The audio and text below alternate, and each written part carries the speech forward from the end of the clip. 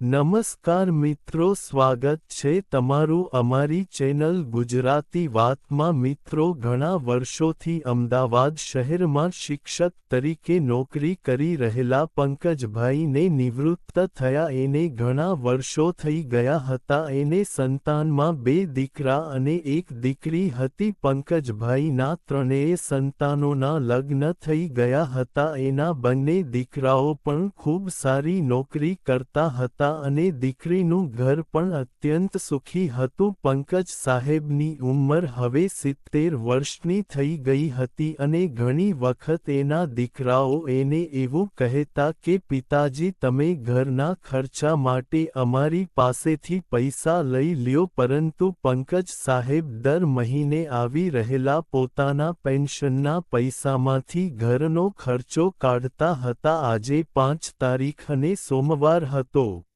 એટલે પોતાના ખાતામાં પેન્શન જમા થઈ ગયું હશે એવું વિચારીને પંકજભાઈ ઝડપથી તૈયાર થઈ ગયા અને બેંકના તમામ દસ્તાવેજો થેલીમાં લઈને પંકજ સાહેબ આજે વહેલી સવારે ઘરેથી નીકળી ગયા હતા। ઘરેથી જતાં જતાં હોલમાં બેસેલા એના ધર્મપત્નીને એવું કહેતા ગયા કે હું આજે બેંકમાં જાઉં છું, એટલે મારે પાછા ઘરે આવવામાં કદાચ થોડું વહેલું મોડું થઈ જશે। ત્યારે એના પત્નીએ કેલેન્ડર તરફ નજર કરી એટલે 5 તારીખ જોઈને એ સમજી ગયા હતા કે સાહેબ આજે પેન્શનના પૈસા લેવા માટે બેંકમાં જાય છે અને પંકજ સાહેબ જ્યારે બેંકમાં જતાં ત્યારે એને ઘરે આવવામાં હંમેશા મોડું થઈ જતું। આજે પંકજ સાહેબ ઘરેથી નીકળીને રસ્તામાં વિચારતા હતા કે બેંકમાં કોઈ સારા ઓફિસર હોય તો સારું, નહીંતર દર વખતની જેમ આજે પણ મારે કલાકો સુધી રાહ જોવી પડશે અને લાઇનમાં ઊભું રહેવું પડશે, જાણે કે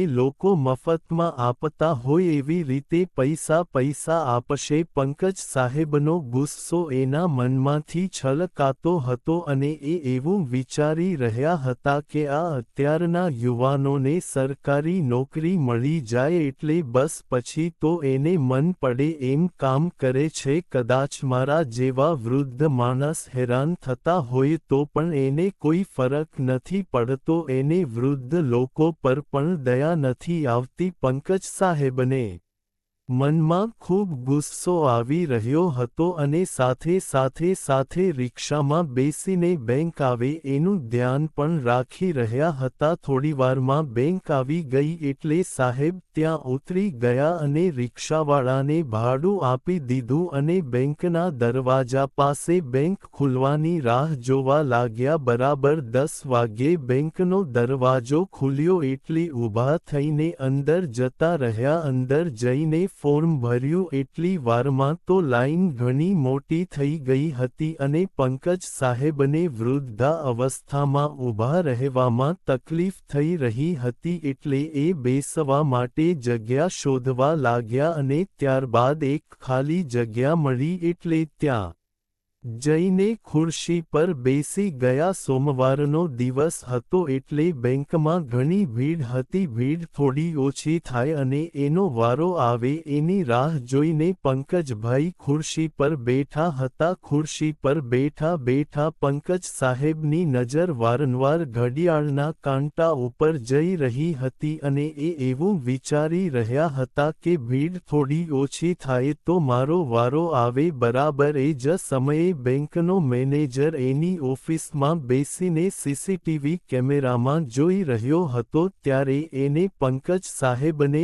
ત્યાં રાહ જોઈને બેસેલા જોયા એટલે એને બેંકના પટ્ટાવાળાને પંકજ સાહેબ પાસે મોકલ્યો। અહીંન્યા બહાર પંકજ સાહેબ પોતાનો વારો આવે એની રાત જોઈને બેઠા હતા ત્યારે અચાનક એક માણસ એની પાસે આવ્યો અને એનો પહેરવેશ જોઈને પંકજ સાહેબ સમજી ગયા હતા કે એ બેંકમાં કામ કરી રહેલા પટ્ટાવાળા ભાઈ હશે। હવે આ વ્યક્તિએ પંકજ સાહેબની પાસે આવીને ખૂબ નમ્રતાથી એવું કહ્યું કે દાદા, તમે અંદર મેનેજરની ઓફિસમાં આવો, અમારા મેનેજર સાહેબ તમને અંદર બોલાવે છે। આવું સાંભળીને પંકજ સાહેબને થોડું અજુબતું લાગ્યું લાગ્યું અને એને મનમાં થોડું કુતૂહલ પણ થયું અને મનમાં કુતૂહલ સાથે તેઓ બેંક મેનેજરની ઓફિસની અંદર પહોંચી ગયા. ઓફિસમાં ગયા એટલે મેનેજરે પંકજ સાહેબને બેસવાનું કહ્યું. હવે સાહેબ ખુરશી પર બેસી ગયા એટલે મેનેજર એની જગ્યાએથી ઊભો થઈને પંકજ સાહેબને પગે લાગ્યો અને કહેવા લાગ્યો કે સાહેબ તમે બેંકમાં શા માટે આવ્યા છો અને તમે મને ઓળખો છો? અચાનકથી આવું બધું જોઈને પંકજ સાહેબ હજુ પણ આશ્ચર્યમાં હતા અને એણે મેનેજરને જવાબ આપીને એવું કહ્યું કે હું બેંકમાં મારા પેન્શનના જમા થયેલા રૂપિયા ઉપાડવા માટે આવ્યો છું, પરંતુ મને માફ કરજો કેમ કે મને હજુ સુધી તમારી ઓળખાણ નથી પડી. તમે કોણ છો? ત્યારે મેનેજરે એક કાગળમાં પંકજ સાહેબ પાસેથી સહી કરાવીને તરત જ પટ્ટાવાળાને એ કાગળ આપીને એવું કહ્યું કે સાહેબનું જે કંઈ પણ કામ હોય એ કામ ઝડપથી પહેલા પતાવી આપો અને ત્યારબાદ મારા તેમજ સાહેબ માટે ચા લઈ આવો. હવે પટ્ટાવાળો બહાર ગયો એટલે મેનેજરે સાહેબને એવું કહ્યું કે સાહેબ હું સ્કૂલમાં ભણતો હતો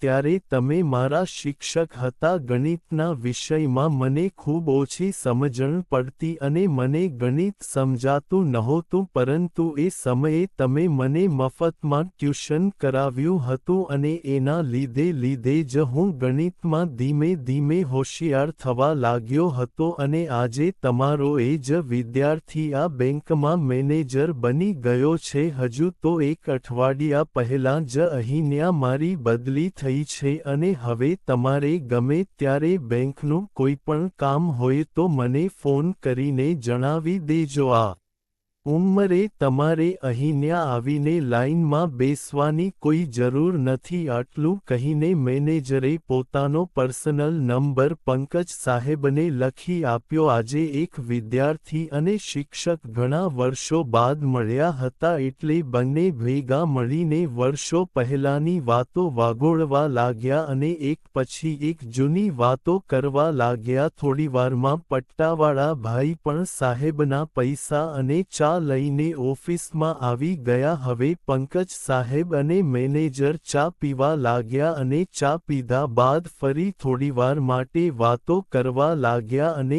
ત્યારબાદ પંકજ સાહેબ બેંકમાંથી નીકળીને પોતાના ઘરે જવા માટે બહાર આવ્યા અને થોડા આગળ ચાલ્યા બાદ એક રિક્ષા મળી અને રિક્ષામાં બેસીને ઘર તરફ જવા લાગ્યા. ઘરે જતાં જતાં પંકજ સાહેબના મનમાં એવા વિચાર આવતા હતા કે હું આ નવી પેઢીના છોકરાઓ માટે જેવું વિચારતો હતો એનાથી તો બિલકુલ વિરુદ્ધ અનુભવ આજે મને થયો છે. સાથે સાથે એના મનમાં બીજો એક વિચાર આવ્યો કે મેં ભલે પૈસા માટે આખી જિંદગી નોકરી કરી અને ઘણા બધા પૈસા પણ કમાયા, પરંતુ પૈસા કમાવવા માટે મેં જે કર્મ કર્યું છે એ કર્મથી સમાજના દરેક વિદ્યાર્થીને સાચા રસ્તે ચાલે એવી પ્રેરણા મળી છે અને દરેક બાળકો હોશિયાર બને એના માટે મેં કાર્ય કર્યું છે. આજે હું મારા વિદ્યાર્થીને ઓળખી ન શક્યો, પરંતુ આટલા વર્ષો બાદ પણ મારો